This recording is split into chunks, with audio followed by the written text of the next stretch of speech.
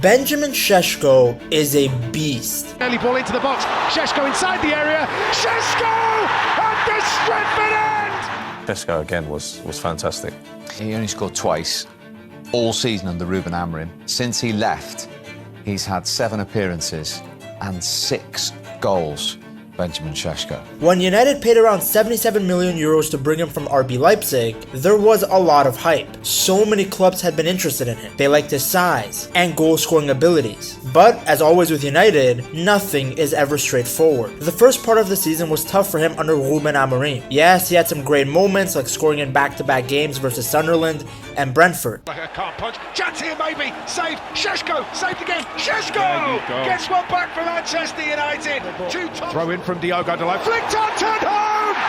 Benjamin Šeško in back-to-back games finds himself on the end of it. But he was inconsistent. Some games he looked great, other times he was just doing cardio. One game he would be clinical, the next he couldn't hit the side of a barn door. Things just never clicked. But then Michael Carrick came in, the system changed, and suddenly Šeško exploded. The same way that I exploded when I saw his winner against Everton. Just holds it up, got Benjamin Šeško. Šeško again! Manchester United in the front!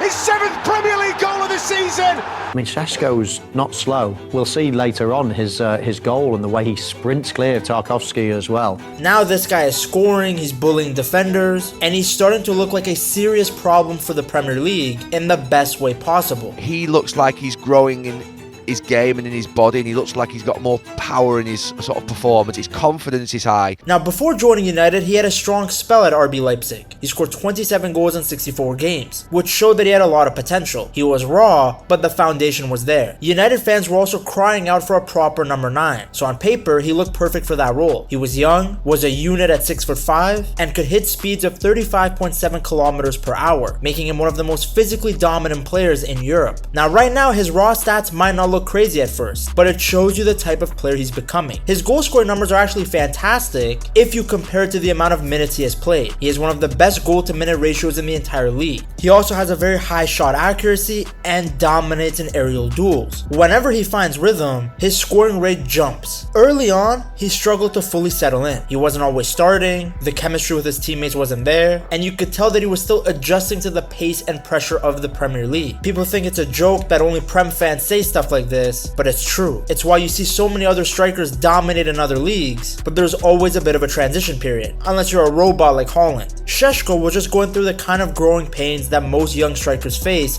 when they move to a massive club. Remember, United, no matter how good or bad they're doing, they're always the center of attention. Your mistakes are magnified, but so are your best performances. Now, the big shift for Šeško came when the tactical approach around him changed. Once the system started playing more to his strengths, which is quick transition, more direct runs, and better service into the box, his confidence grew. Carrick's 4-2-3-1 system fits Šeško's qualities a lot better than Amorim's 3-back. I mean, there's no surprise there. Barely anybody improved in that 3-back system. Now, whether Šeško starts games or comes off the bench, which shows that he can change matches in short bursts, which you can make the argument is often the first sign of a striker who's about to level up. Now, if you really want to understand why people are starting to take Šeško seriously, you have to really look at the moments where he actually changed games. Because the goals he's gotten, they're not stat pad sessions against bad teams, they're him coming up in big moments where United desperately needed someone to step up. Let's look at the Burnley game. This felt like a real turning point. United were struggling, chasing the game, and then Šeško suddenly took control in the second half. 2 quick goals completely flipped the momentum. Not only was his finishing good, he just looked so aggressive. He kept shooting, kept making runs, and he played with a level of confidence that at that point,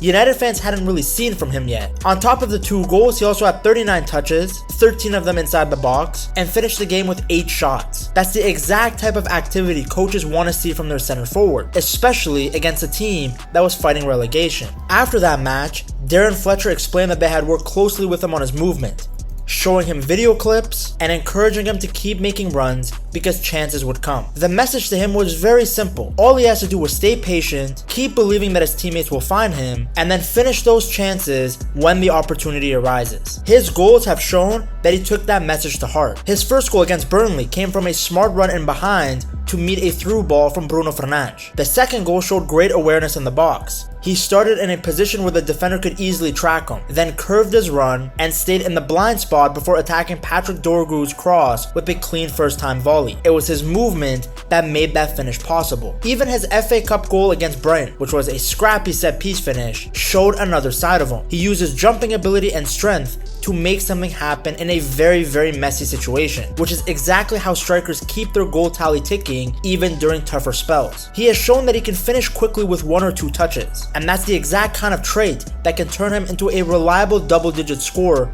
in the Premier League. And more importantly, this improvement didn't suddenly appear just because of a formation change. Yes, the change in system has benefited him, but if you look at his shot map across the season, it shows you a striker who's been consistent all along. He wasn't taking wild shots from distance. Most of his attempts have always come from smart positioning inside or around the box. That consistency made him a constant threat, especially compared to previous United strikers who sometimes struggled to even get a shot off. Even during the difficult moments, he kept shooting. Before Burnley, he had taken multiple attempts in games against Leeds, Wolves, Newcastle, and Brighton in the FA Cup. So while he might have been going through some droughts and putting up donuts on the score sheet, he was still making runs and getting into dangerous positions. But obviously, from a tactical point of view in a 4-2-3-1, he's become more of a focal point in United's attack. Data shows that his off-the-ball movement has become more repeatable and reliable. During his time at RB Leipzig, he often dropped deep and played in a front two. Now he's being used more directly, attacking crosses, chasing through balls from Bruno, and competing for flick-ons. It's a lot easier for him to get opportunities now, since Bruno is right behind him in a number 10 role. Why I'm telling you all of this is because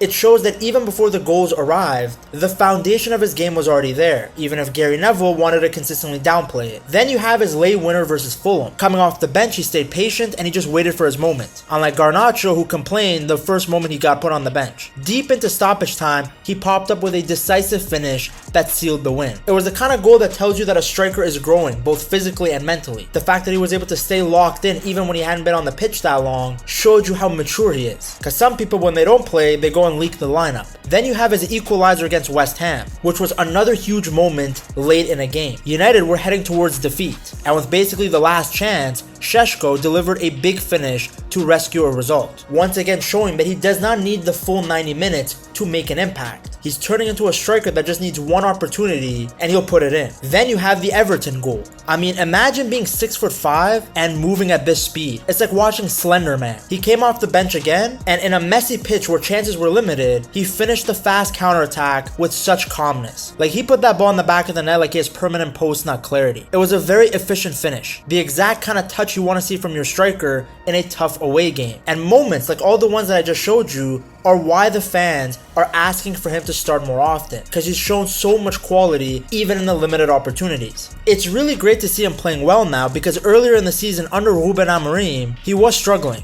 Now, like I stated earlier, the role he was being asked to play didn't always match his strengths. Instead of running him behind an attacking space, he was often used as a pure target man to just hold the ball up and wait for support. Now, he can do that, but there's so much more to his game than just being a tree up front. Like, even though he's tall, that's not his natural style. Without quick service or good crossing, he looks stuck and disconnected from certain matches. Now, keep in mind, it wasn't always because of tactics. Šeško himself, at times, just wasn't playing well. Chances would come to him and he would waste it. For example, there was this one issue in his game where he would be a bit too safe when he shot the ball. According to The Athletic, the numbers showed that he had very few shots blocked compared to other players with a similar number of attempts. Now, The Athletic described that while this sounds positive, it suggests that he's waiting too long for the perfect opening instead of just smashing the ball through traffic.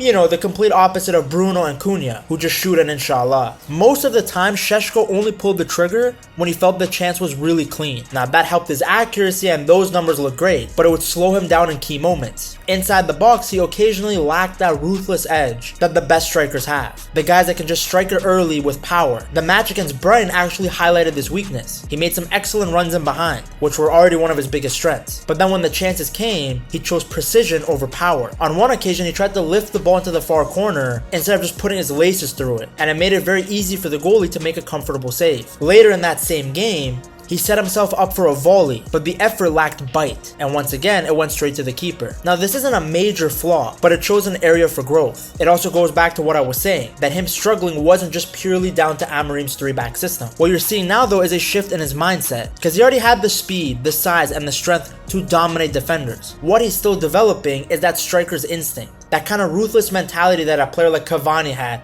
or Zlatan Ibrahimovic. As the tactical setup has shifted under Carrick, things are starting to make more sense to him. The team has created more space higher up the pitch, which suits his pace and movement. So instead of forcing him to be something he's not, the system has allowed him to play on the shoulder of defenders where he's the most dangerous. Now he can use his speed and his jumping and strength. Before he was limited to just one. Carrick has used him as a late game weapon. I mean, imagine you're a defender and you're tired and they throw the 6'5" unit at you. It's a huge problem. In this role, even though he's not starting, it's helped him build confidence, and he's turned into one of the most dangerous players to bring on when a match opens up. Now, the good thing for Šeško and what's helped his adjustment is that United don't just rely on one attacker. You have Brian Mbeumo, who brings creativity and movement, whether he's up front or playing out wide. You have Cunha, who offers technical play and great shooting from distance. Šeško is the direct finisher, the guy who attacks spaces and turns half chances into goals. That's why his goals per minute numbers are so good. That's why there's always a debate about whether he should be starting more games. But regardless if he's starting or he's coming off the bench, when the game is stretched and space opens up and United are playing this wonderful counter-attacking football, he easily becomes one of the most dangerous strikers in the league. Because as Everton saw firsthand, it's very hard to stop this guy once it gets moving. For United, they're betting on his potential because again, he's still raw. Like, he might go through another goal drought and then score in 5 games in a row. He's a very young striker. But if you had to design a modern number 9, you would probably get a guy who looks a lot like Šeško, because he mixes these old school physical strengths with the speed and athleticism of the modern day Premier League player.